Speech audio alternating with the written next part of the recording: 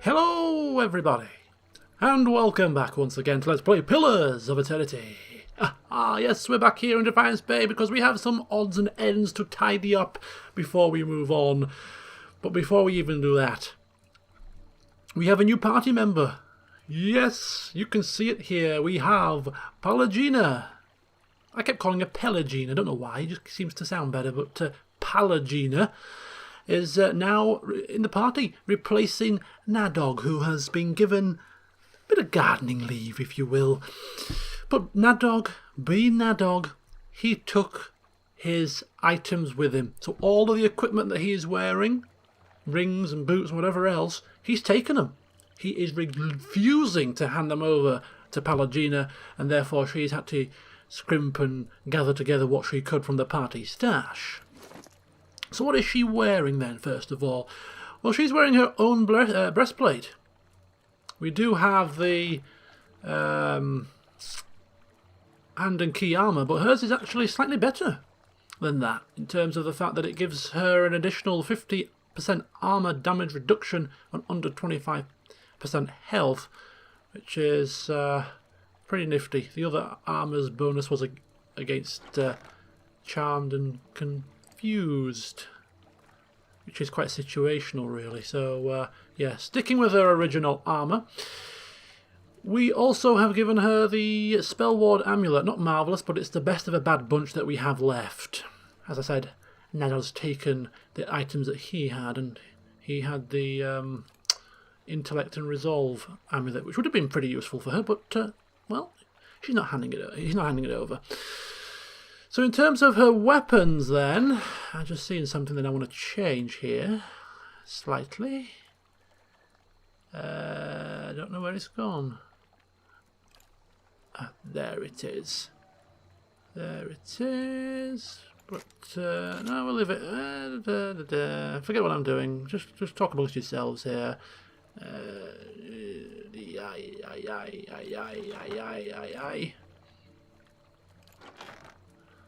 You can do with a ranged weapon. Okay, we'll leave it as it is. Fine pistol, that'll do for now. Sorry about that. Okay, so yes, weapons. She originally came with a two-handed greatsword, but I fancied something a little bit different. We're going to make her into an off-tank, kind of mopping up the loose ends that may escape the grasp of a dare. So what we have given her is we found this, of course, in the Endless Pass level 4, was it? Level 3? And we took it out of the statue that we put it in to unlock the hidden room, and it's pretty nifty. It's got decent damage, you know, plus 20% damage, plus 0.5 to crit damage multiplier, converting some of the grazes into hits. You know, it seems like a pretty nifty piece of equipment. And we've never used a saber before, so I thought we'll go for something different than the normal boring swords, and we'll have a saber instead. And of course, we just recently picked up in level 5 of the Endless Paths this lovely little shield here, which I was umming and ahhing whether or not to give it to Adair. Now I don't have to and ah, because we'll just give it to Palagina instead. So she's got the benefits that this shield gives. No boots, no rings, no belts, so she's a little bit naked in that respect, but Fedoran is not quite as mean and nasty as Nadog. He is going to remove his boots of stealth that he was using just because he didn't want them to go to waste, and he's going to give them to Palagina out of the goodness of his heart, bless him. So she's got a little slight sneaky bonus to stealth, which will be useful because she is going to replace Nadog in terms of finding traps. So having an extra bit of stealth to go along with that could prove to be useful. So boost of stealth for her. In terms of her skills and stuff, what we have given her, she came with Elusive Quarry, which is a deflection bonus against ranged attacks and extra perception when endurance is low, and disengage, or kind of a few little bits and bats. I think it's a racial thing. That is to do with her alignment, extra bonuses depending on how well she's aligned with her god, who happens to be somebody I can't pronounce. So that's that. But in terms of the spells that I've given her, she came with this Flames of Devotion, which gives her a bonus to attack speed. No, it doesn't. It gave her it gave her a burn thing.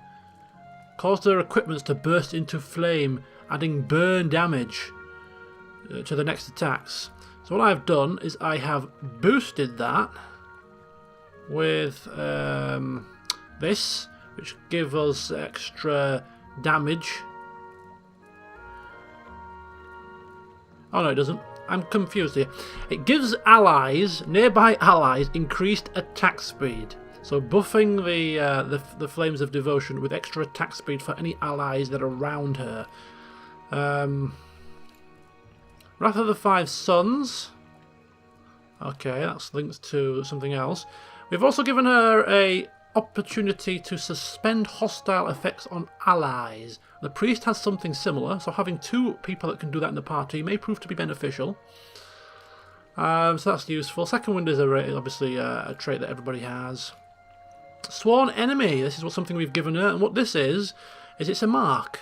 It marks the enemy as the focus of her attacks, and it gives her an extra damage and accuracy boost. And combine that with Wrath of the Five Sons, and while she marks an enemy, she instantaneously sends forth burning orbs from her hand. So that seems pretty nice. We've got a lot of flame potential in this party, with the priest, with Fedoran, and now with also Pallegina. If we come up against an enemy that's resistant to fire, we're kind of weakened a little bit. Liberating Exhortation. Yes, we've gone through that. And Zealous Focus is the last one. And what this is it converts any our allies' grazes into hits in an aura radius of 4.7 meters. So, and also boosting accuracy as well. So that's a nice little party-wide buff there. Weapon and shield style to go along with the fact that she's using a weapon and shield, and that's pretty much what we've given her so far. So she's an off-tank with a few extra hidden tricks up her sleeve. So we'll see how that fares in the party makeup and shake-up. So this session is going to be a little bit on the short side, around about 35 minutes, because I'm off for football, so I'll end up splitting the total episode into two parts. Yes. First order of business then, with our new party. Now there is some... Really? We've just come into town, man. And they're going to attack us? No, they're not. We're going to veer off the path. We could actually use it as an opportunity to try out our new fighter, I suppose. But no. You know what Fedoran's like. If he can avoid confrontation, he'll avoid confrontation. And in this instance, we can avoid confrontation because there's an alternative way to exit this district. One that isn't being patrolled by assassins, you know what I mean? In fact, we could actually completely and utterly bypass and go up there. Let's see where this takes us. Can we get to first fires from here? Yes, we can. We really must speak with a local guard. Having assassins wandering the streets in the dead of night is simply not acceptable. Okay, so the first piece of business then with our new party member is not to take down some assassins in the night. It is to go somewhere. I will get there eventually. I don't know the name of the damn quest, that's the trouble. That one?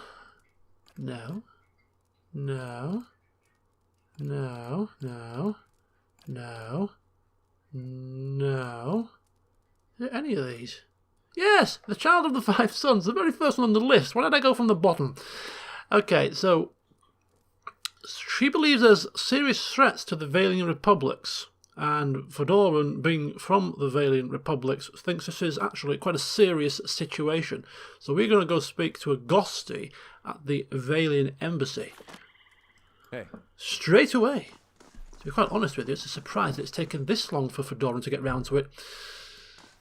But he did have some kind of urgent, pressing issues, you know what I mean? But we're here now, and whatever Pallegina has to say to Mr. Agosti, Fedoran will back her up entirely. And wholeheartedly.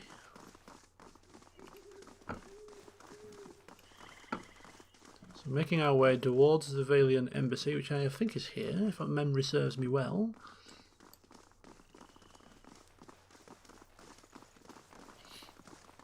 There we go.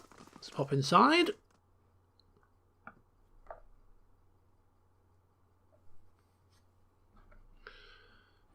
so where's Agosti then?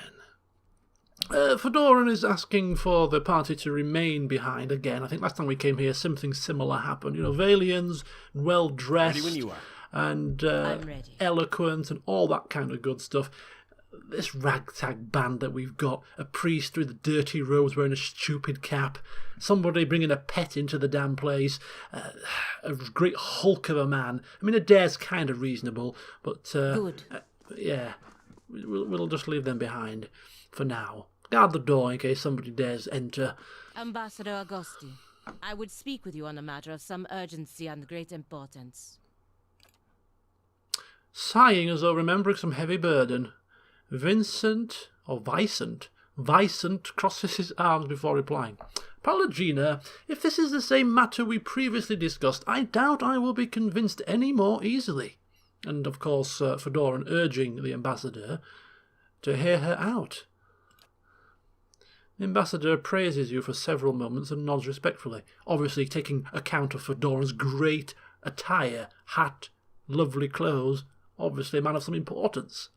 Oh, indeed, he is. He's well known in Defiance Bay, in fact. Even in the Valian embassy. Well, straightening himself up, very proudly indeed. Vicent turns his attention back to Pallegina. So, you're keeping respectable company these days? He throws up his hands and shrugs.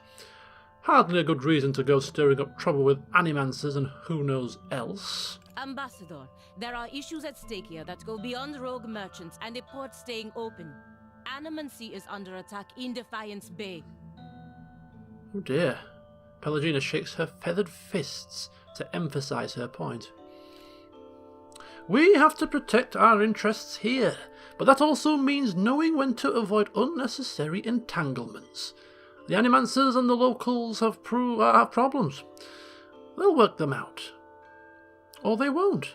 Either way, there's too much to risk by getting involved. If it is outlawed here, what would prevent the same from happening in our republics?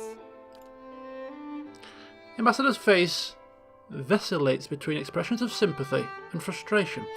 Pallegina, I don't think your concerns are unfounded, but it is not the place of this embassy to countermand the Republic's policies. Are we looking? Oh, we are kind of looking into some animancy concerns. We're not going to insult him, so yeah, it's just again Fedoran speaking up, trying to steer the conversation. It doesn't, but it would be fortuitous if your investigation took you to Twin Elms, because that's where Pallegina needs to go. What is it the Dukes need of me, Ambassador? The Deerwood's instability has created an opportunity for us to take over their trade with Air Glanfath. We will need to meet with the Glanfathans soon to secure upcoming trade arrangements. The roads to Twin Elms can be dangerous, of course, but that's why you'll be our representative there. It shows, Ambassador, but won't this provoke the Deerwoodans? Their country is falling apart, and we are already dividing up their trade alliances. Provoke them into what? Going to war? Through no fault of the Republic's, the Deerwood's armies have been deprived of an entire generation of soldiers. It would be foolish not to take advantage of the situation. If we don't, the Riad Serans will. Ooh, so a little bit of moving and shaking here in your political realms. The Valian Republic's looking to move on in and take advantage of certain situations. It's a good job we left the party out of earshot. Oh dear. Cold compassion? I suppose pressing the advancement of the Valian Republics. He's a homeboy, is our Fedoran. He tries to help people where he can, but always remember where you came from. Stating it does make sense. And somebody's going to profit. Why not the Valian Republics? Madiko. When I walked in here, I didn't think we were going to be talking about how to chop up the Deerwood's corpse. Vicent holds his hands to set Pelagina at ease. That's not what we're talking about. This is just business. Pelagina raises an eyebrow and clenches her jaw, but remains silent. Pelagina, Pelagina. He shakes his head. Go to Twin Elms. Speak to the Amenfath. Impress upon her the instability of the Deerwood and reassure her of the Valian Republic's desire to open safe trade. Of course, Ambassador. Oh, and look at that. She complies. Of course she's going to... Because deep down, you know, she's a Valian as well. No, she might not agree, but doing as she's told. Very good. The ambassador nods and smiles paternally. He then looks at Fedoran. I know you planned on investigating this crisis together, but I hope you understand Pelagina's responsibilities. Excuse me, don't expect her to be whipped away. I just put her in the party.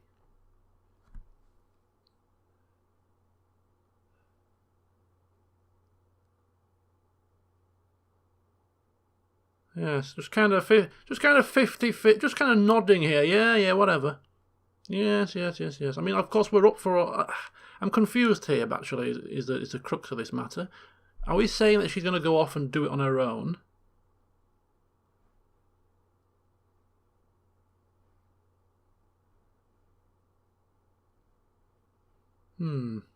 Okay. Non-committal for now, I think seems good.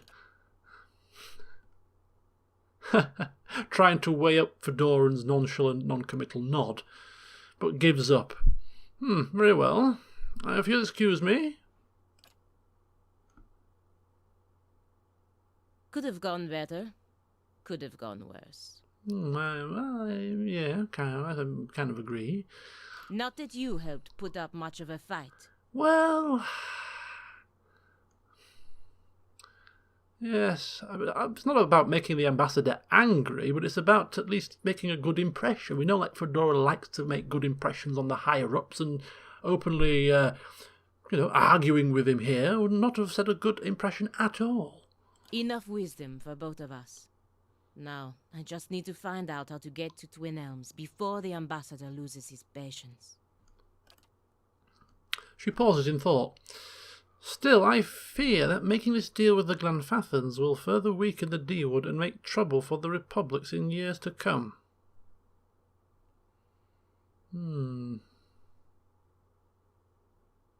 Yes, it is a long way to Twin Elms, Fedoran's saying. You'll have plenty of time to think it over.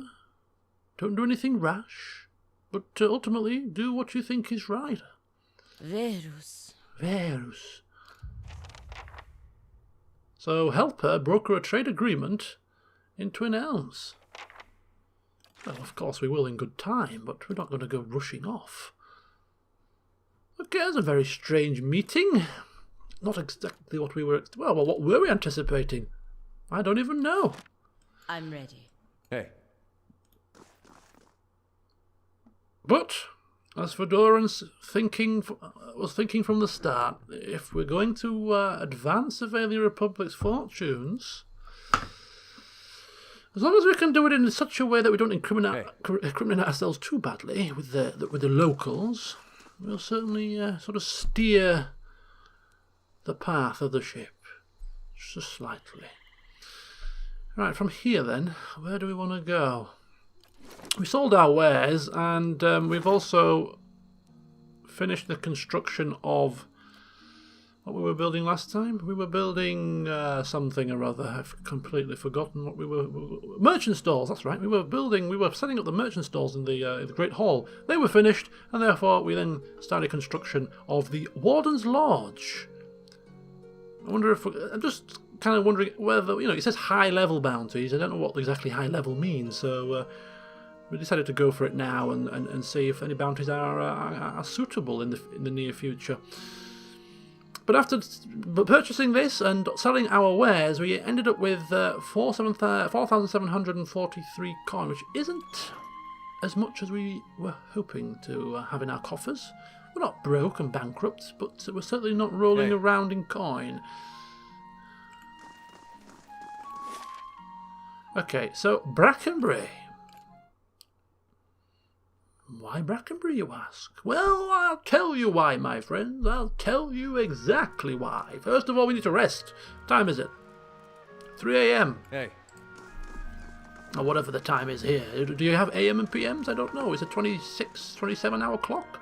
More, dear, more flipping assassins. We can just skirt them by. It's not an issue.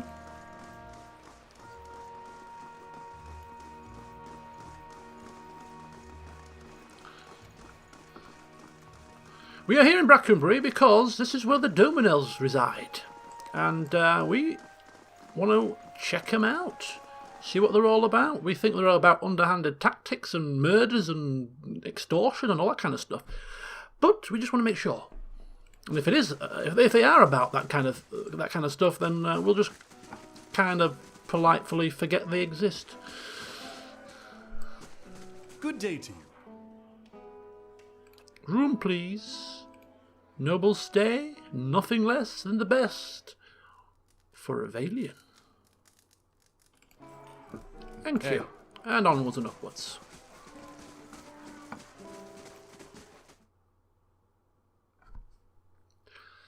So before we press on any further, just going to take a quick check on all the quests that we have here.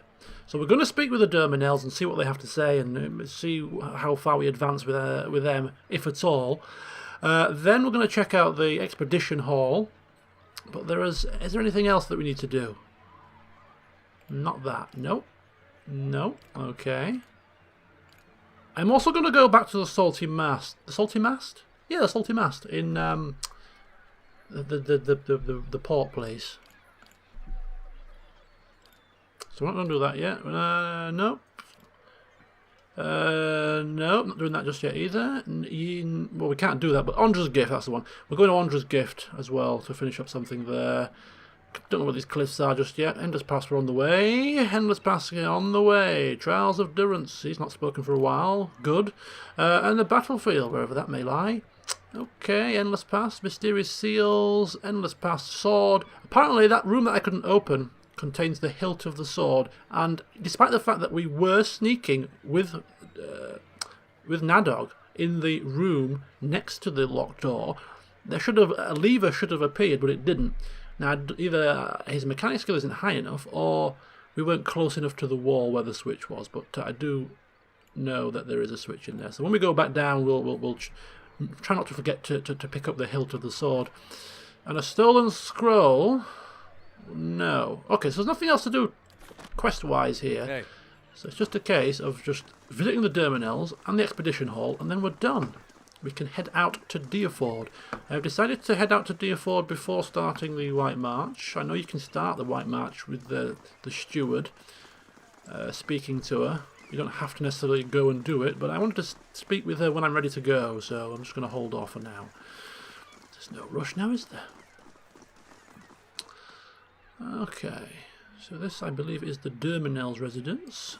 Save it before something goes horribly wrong inside. And I've got about 10 minutes left, so this probably will finish the session for the first half. Dominel Dorman. Fedora stepping forward. Yeah, I'm going to do the business here. How do you do? I don't recognize you. What business do you have with House Dominel? Explaining that Dana sent us. Ah, yes. You must be Fedoran. Right this way, please. Ooh. Hey. Exclusive entry. Luxurious furnishings, hostile stairs. Reminds me of the Lore College. Now is not the time for jokes, Kana, okay? I'm not trying to lighten the mood, but this is serious business here we are attending to. Just say the word. Could be life or death. Right, this is not the room that we are after, is it? Hello? There's no servants in here. Not a problem. Apologies. I seem to have taken a wrong turn here somewhere.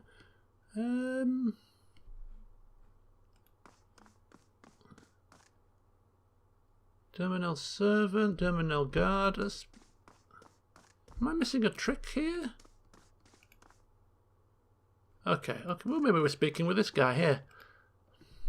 A young man leans against an expensive-looking Gal glass cabinet. He holds a jewel-studded goblet in one hand and an ornate pistol in the other. He grins with wine-stained lips. My sister has spoken highly of you.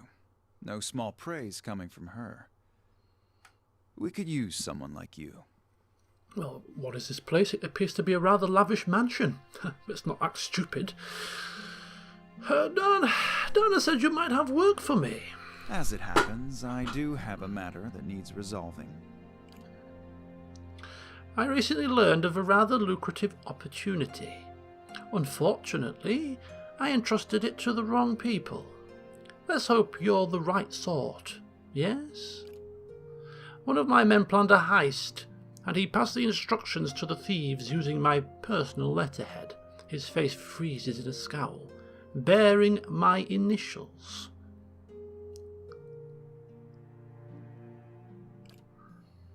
He breaks into a smile again, but his grip has tightened around his pistol. I need that letter. The thieves are holed up in a house in Copper Lane. Fetch the missive, and we'll see about finding you a place in House Derminel. He takes another sip of wine. If there's nothing else, be on your way. Well, these aren't the kind of people you start questioning, really, are they? So we'll just take our orders and go. Hey. Okay, harmless enough. We are to retrieve a letter from thieves. So if we are ever caught in the act of slaying these thieves, we can simply pass it off to the guards that we are doing a good turn for the city.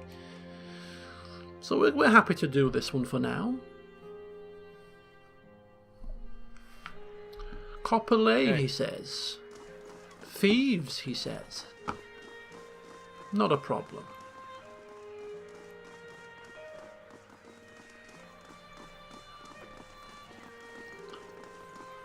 Fedon obviously explaining to the party exactly what's going on here. We've been tasked to take down some thieves. Out of the goodness of his heart? Of course not. Half this party here know the Derminels from our encounter with the Avalian merchant in Ondra's Gift. Hey. They're not stupid, and they've probably heard of the damn family, but ultimately, if we're taking down thieves, it's less hassle for Defiance Bay in the long run. Abandoned No. Where are we? The two-story job. We're going to get a different take on things, aren't we, when we get to the thieves? They're probably not thieves. Oh dear. Raymont's Manor. A plan to rob him. We robbed him. Kind of unintentionally, really, but we robbed him and we took a White March gem. I wonder if that's going to be the subject of the heist, because we've already got the gem. Can we just say, I tell you what, Mr. whatever your name was, Abrican, if you're looking for this White March gem, I already have it. So much for your family being on the ball. I had it weeks ago. I'm a professional heistman. They told me they have a hideout in Copper Lane. Now where is this hideout? I wonder.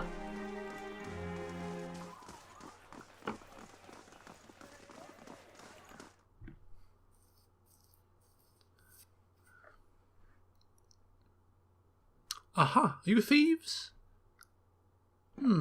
Hey. They look a little bit like thieves. Could be thieves. Just go and ask them if they're thieves. The lady here, Daisy, she looks like she could be in charge. She's on the mat. Hey. She wouldn't mind. Right, everyone knows the plan. Up the wall and in the window. Grab the jewel for the pretty little lord. We got it. That's what they think. This is kind of hilarious. Fedoran, Avalian, man of some self-import, likes to impress the nobles, all well dressed, and his traits are benevolent and all that kind of stuff. He's pretty helpful. He does his best for people, not one for confrontation, and he has whipped a rather priceless gem from a noble's manor, and the most powerful family in the city don't even know. Oh, the irony. Listen, dwarf, if I have to... We have company. I don't know if this is going to go well or not, actually. If we ask for the letter, I don't think this is going to end well, and I really don't have time to break out into a brawl here, unless it's a quick one. But yeah, we're just going to get to the point. We know who these people are. We just want the letter, and then we're going to leave. Simple dimple. The man blinks. I have no idea what you're talking about. His hand is still on his blade, but he appears to be caught off guard. Listen, if you want to work for House Derminel in the future, I suggest you do not make this any more difficult than it needs to be. Langdon considers this. After a moment, his hand drops from the hilt of his blade. You make a good point. Take this back to the boss. Maybe you could put in a good word for us. Yes, I'll put in a good word and mention that you put up no resistance and did as you were told. Of course, Fedoran trying to make it sound like he's a man that's in this line of business. Stern, to the point, showing no emotion, no signs of, being a kind-hearted soul. Hey. In fact, if he was to play that part properly, he would have just mentioned if he could be bothered. So perhaps he's not quite as a good actor as he would like to make out. Fedora trying to play the hard man. Dressed like that? Who's going to believe him? Right, we don't have time to continue any further than this, so this is the end of the first part of the session. To you it won't really make much of a difference, but to me it'll be about a couple of hours before I come back and resume. But when I do come back and resume, I will be heading back to the Derminel Mansion, whatever, palace, whatever you want to call the damn place. And we shall continue to see how this little quest line progresses. Is it going to end well for Fedoran because he has the gem? And if House Derminel find out that we do, is that going to compromise the situation? Or will it impress them? Could go one or two ways, couldn't it? So join me very shortly to find out. Until then, see you soon.